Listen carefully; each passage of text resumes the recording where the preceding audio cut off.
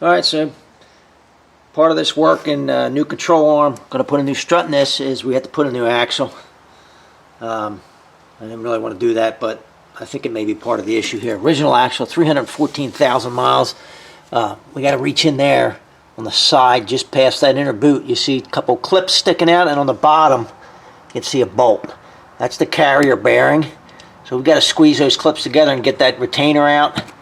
And we're going to pull that bolt, and we're going to try to slide hammer that out. And if that doesn't work, we're then going to maybe break out an air hammer. If that doesn't work, we'll unbolt the whole carrier and get it out that way. I'm hoping we don't have to. I'm hoping it's not too much of a problem getting it out there. Usually a little tough to get out, but we'll see. We'll see what happens.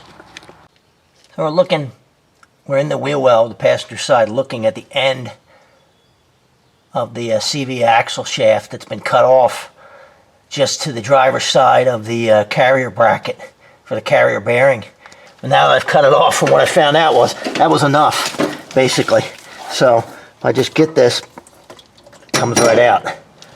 Obviously I have a pan under there, but I don't have to try to get it out of there. It's already out, so I'm going to lose some transmission flow, but we'll refill that.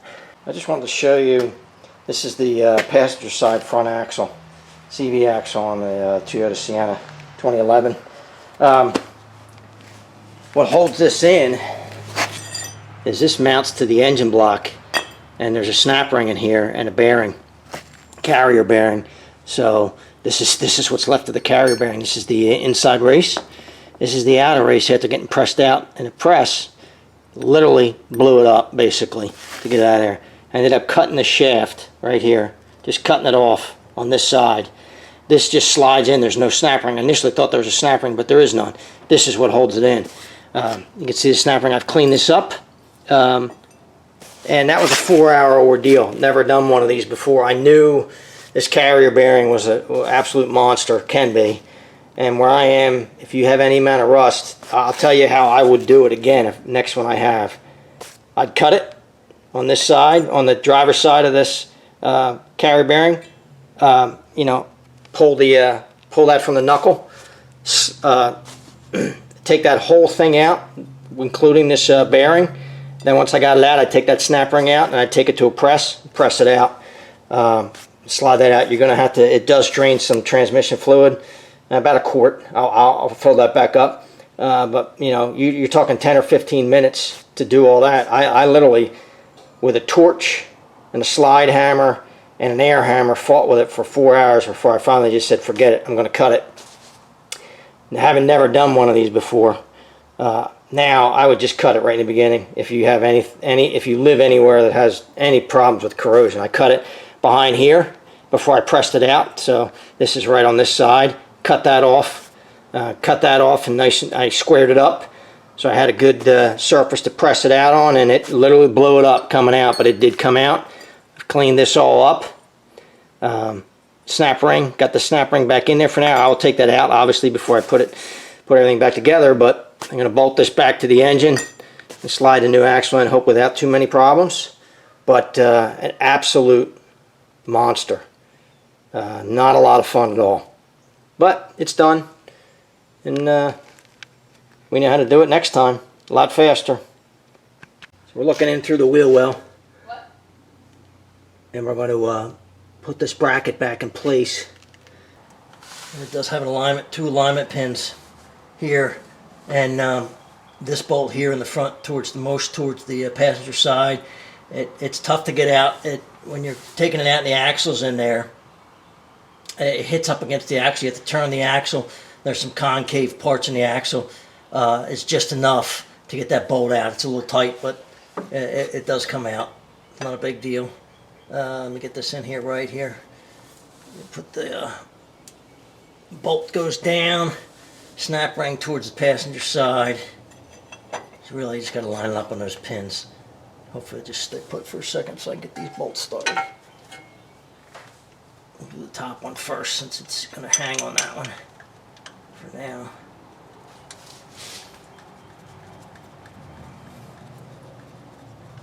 A little bit easier without the axle in there to do it.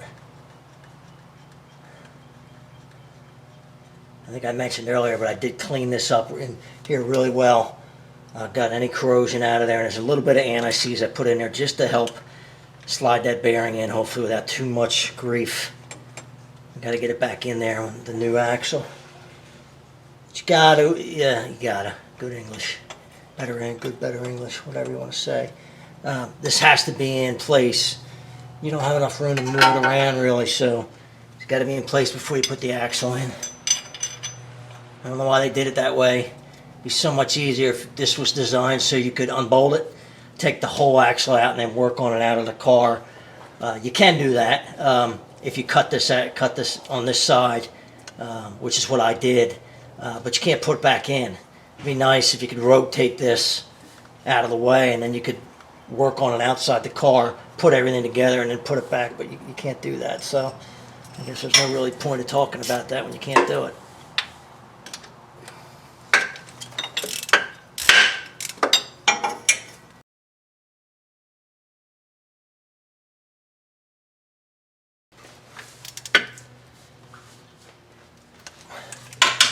There's a small bolt here that screws in, but it's not long enough to come through. I thought maybe they did that and it would butt up against the outer race of that bearing and so it can't move, but I don't know what the purpose of that is, to tell you the truth. I don't know why they have it in there. It's there for some reason, but I don't know why. I just put it back. All right, we're done putting that in place, so we'll just leave that alone for now. I did take the snap ring off for now before we put that axle in. Okay, that goes in. I'm going to try to show you this. Probably knocked you over 50 or 60 times. First thing I noticed was the ring got damaged in shipping, that tin shield. So I'm going to slide this in. I'm going to get it back underneath here. And I think maybe I can do it from out here. Try to line this up, slide it in, get the... Alright, so I've got the bearing started there.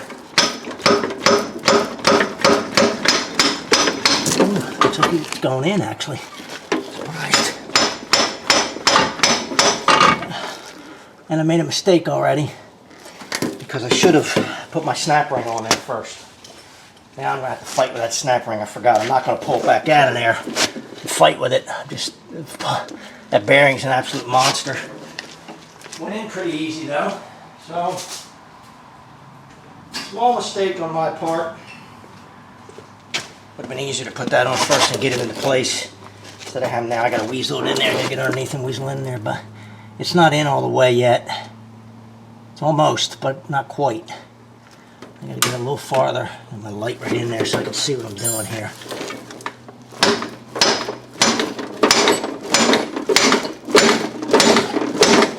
I don't know of any other way to get this to seat. Let me get my ring on there. It'd be much smarter on my part if I put this on before, which I was thinking about and then forgot. But not too bad. Spin that around. See if I can get a hold of it. Get it on there. I've got to be able to make sure it's in there, which means I'm going to spin it.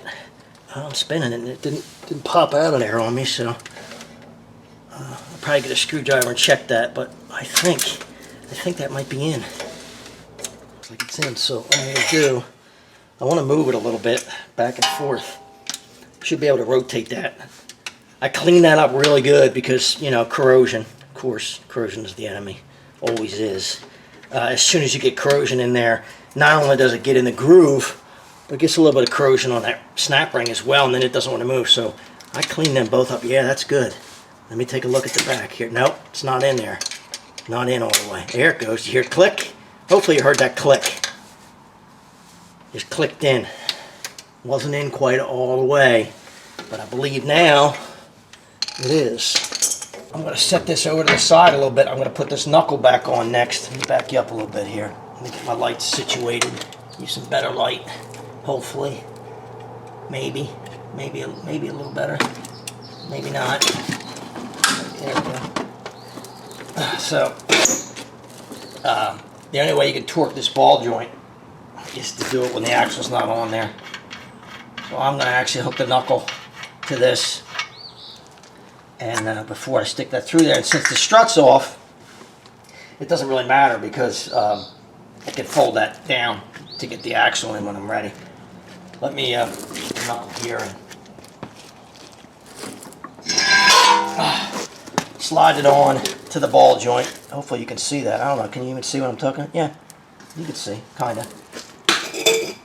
Probably should put the light on the same side. Lighting is always, I always talk about this, lighting is hard. Alright, so, first things first. This is pointing in. I want it, the hole is pointing sideways. I want it pointing, side to side. It's kind of pointing on an angle, and I don't want that. Probably won't matter though, because I can turn this. So let me just sit this on here.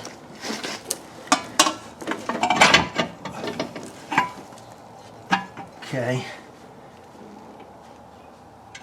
Let me get a small punch and see if I can move that. I'd like to line that up.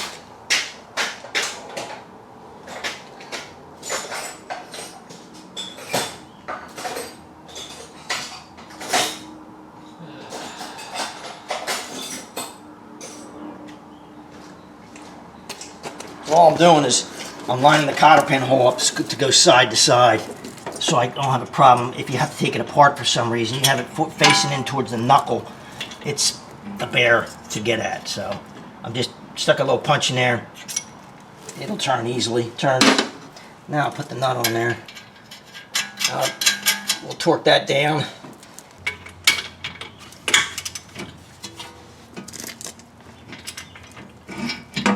Yeah, I should have put the nut on it.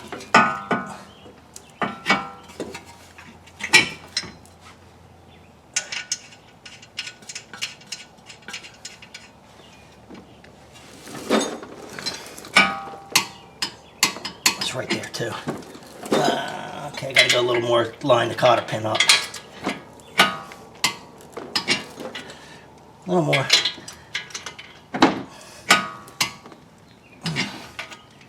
Alright, put the cotter pin in that. Ball joint nut, that's torqued. And I'm just going to put a cotter pin in it, bend it over. I'll show you. Show you when it's done.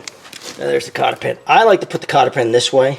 A lot of times you'll see them up and down, but what I find when they're up and down, if you pull them and they're a little undersized, they get in even with the edge of the nut here. And when you got to get them off, they can, and they're corroded, man, they can be a bear. It might move back and forth like that. It's not going anywhere.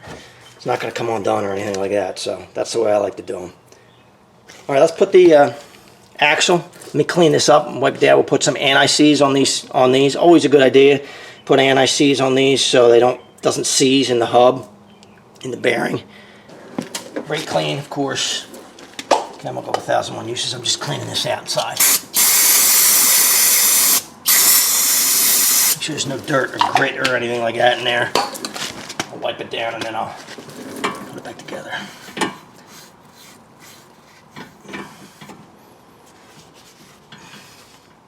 Make sure it's nice and clean. Alright, so up on the splines here, we'll get a little bit of anti-seize. We'll try to keep it off of us. It won't work, but we'll try. Gets all over you no matter what you do. Yeah, be nice. Do this for the next person who has to be in there, whether it's you or not. This helps to keep it from seizing up in the axle. If you've ever had one that you've had a really, really hard time getting apart, you'll know what I mean. Usually because of corrosion, of course.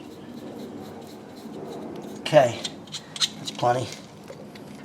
I don't even think of course I got it on me. I was going to say, I don't think I got anything on me. Am I kidding? Of course you did. Let's see if we can do this without doing the tie rod. I think so.